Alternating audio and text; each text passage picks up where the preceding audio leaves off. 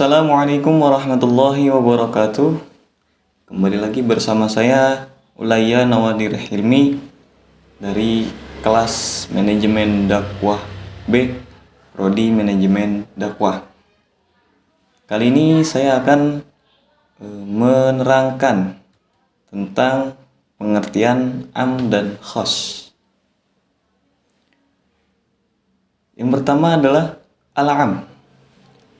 Apa itu am? Am itu secara etimologi berarti merata, yang umum.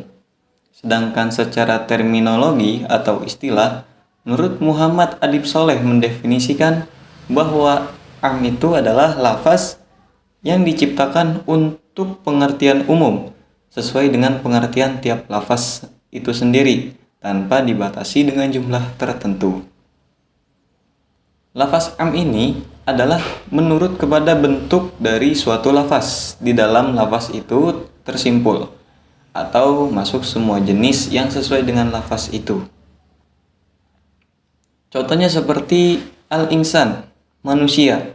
Maka dalam kata-kata al-insan ini termasuk semua manusia, baik yang ada di dunia maupun manusia yang kecil maupun yang besar, baik itu yang merdeka maupun yang budak, baik itu yang bebas maupun yang terikat. Nah, itu karena manusia itu bersifat umum. Itu pengertian dari al-am. Kita lanjut ke pengertian lafaz khos atau mukhasis. Khos merupakan lawan dari kata lafaz am.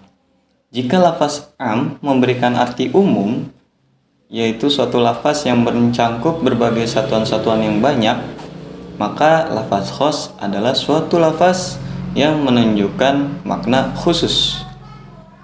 Definisi lafaz khos menurut Manna al-Qatan, lafaz khos adalah lafaz yang merupakan kebalikan dari lafaz am, yaitu yang tidak menghabiskan semua apa yang pantas baginya tanpa ada pembatasan.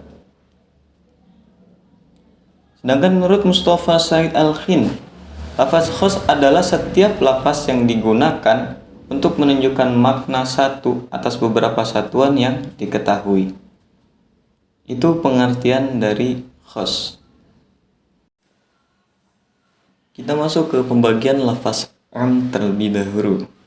Nah, lafaz am bila dilihat dari segi penggunaannya dapat dikategorikan menjadi 3 macam, yaitu lafaz am yang tetap pada keumumannya. Terus yang kedua lafaz am tetapi maksudnya khusus, atau al-am al-muradu bi al-khusus. Yang ketiga ada lafaz am yang dikhususkan, atau al-am al-makhsus. Nah, apa itu lafaz am yang tetap pada keumumannya?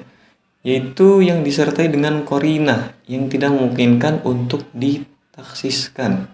Contoh, lafaz untuk kategori pertama ini biasanya berkaitan dengan kalimat-kalimat yang menerangkan sunnatullah atau hukum-hukumnya Allah.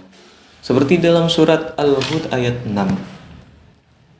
Astagfirullah, ma min dabbatin fil ardi illa 'alallahi rizquha wa ya'lamu mustaqirruha wa mustaudaha kullu fi kitabim mubin. Artinya tidak ada seekor binatang melata pun di bumi, melainkan Allah lah yang memberi rizkinya. Lalu yang kedua lafaz am tetapi maksudnya khusus, yaitu am yang disertai qarinah yang menghilangkan arti umumnya dan menjelaskan bahwa yang dimaksud am itu adalah sebagian dari satuannya. Seperti dalam surat At-Taubah ayat 120 yang artinya tidaklah sepatutnya bagi penduduk Madinah dan orang-orang Arab Badui yang berdiri di sekitar mereka tidak turut menyertai Rasulullah pergi berperang, dan tidak patut pula bagi mereka mencintai diri mereka daripada mencintai diri Rasul. Sepintas dapat dipahami bahwa ayat tersebut menunjukkan ayat umum, yaitu penduduk Madinah dan orang-orang Arab di sekitarnya, termasuk orang-orang yang sakit maupun yang lemah. Namun, yang dikehendaki dari ayat tersebut bukanlah masyarakat pada umumnya, tetapi hanya masyarakat yang mampu saja yang diwajibkan. Yang ketiga ada lafaz am yang dikhususkan, yaitu am yang disertai dengan qarinah. Baik itu qarinah yang tidak memungkinkan untuk ditaksis maupun qarinah yang menghilangkan keumumannya. Lafaz am ini menunjukkan keumumannya selama tidak ada dalil yang mengkhususkan. Seperti dalam surat Baqarah ayat 288 yang artinya wanita-wanita yang ditalak hendaklah menahan diri menunggu sampai 3 kali suci. Itu yang dimaksud dengan lafaz am yang dikhususkan. Kita lanjut ke pembahasan selanjutnya, yaitu karakteristik lafaz khas. Berdasarkan definisi khas sebagaimana yang telah saya jelaskan sebelumnya, maka lafaz khas dapat diketahui dengan karakteristiknya sebagai berikut. Yang pertama, yaitu lafaz tersebut menyebutkan tentang nama seseorang, jenis, golongan, atau nama sesuatu. Seperti dalam surat Al-Fat ayat 29, yaitu yang artinya Muhammad itu adalah Rasulullah dan orang-orang yang bersama dengan dia adalah keras atau tegas terhadap orang-orang kafir, tetapi berkasih sayang sesama mereka.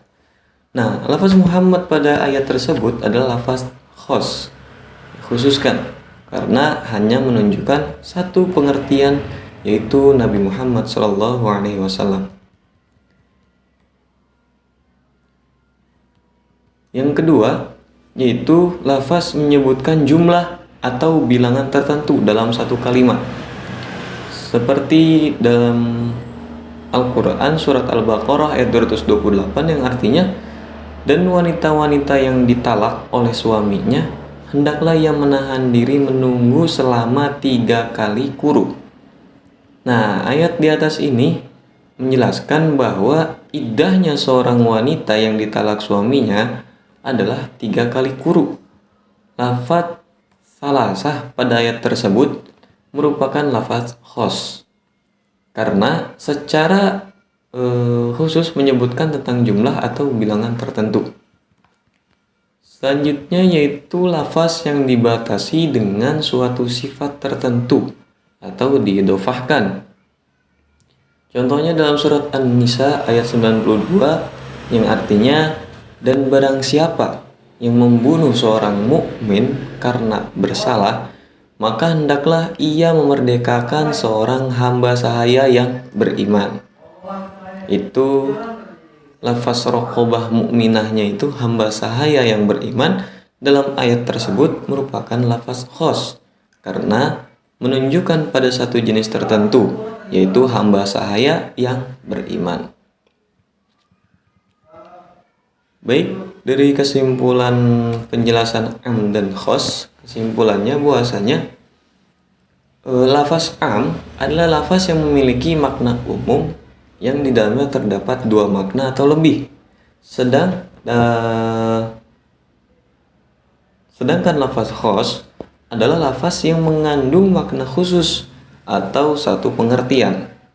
Nah, para ulama bersepakat bahwa lafaz khos dan lafaz khos adalah dalam nas syara' bersifat qat'i dan hukum yang tergantung di dalamnya juga bersifat qat'i selama tidak ada indikasi yang menunjukkan pengertian lainnya. Mungkin cukup itu penjelasan dari saya tentang pengertian am dan khos. Kurang lebihnya mohon maaf. Assalamualaikum warahmatullahi wabarakatuh.